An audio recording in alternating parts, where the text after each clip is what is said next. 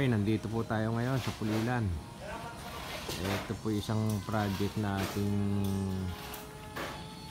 binalikan dito kasi magdudugtong na tayo ng linya ng Lawasa, which is magmumula po doon, nandun sa yung metro sa kabila ng kotse ng may-ari at pupunta po rito.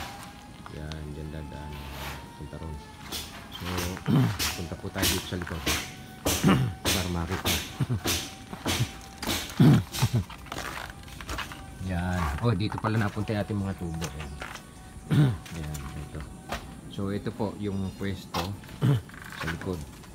Paglalagyan ng tangke. Ngayon kami naman po nakagayak na maglilinya nitong ating tubo ng Lawasa papunta ron. So dito po mapwesto yung motor at saka yung tangke, which is yun nga na magmumula ron sa may coaching yung linya natin na iinit papunta rito. So somewhere dito yung ating motor at yung tangke. So pupunta rin yung ating linya, kakabila, didiretso ron.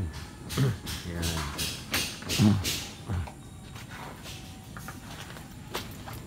Yan, meron naman tayong nakagayak yung tubo natin doon. Yan, yung drainage to. So yun, iikot doon. Yan, kakabila po, pupunta rin sa kanal.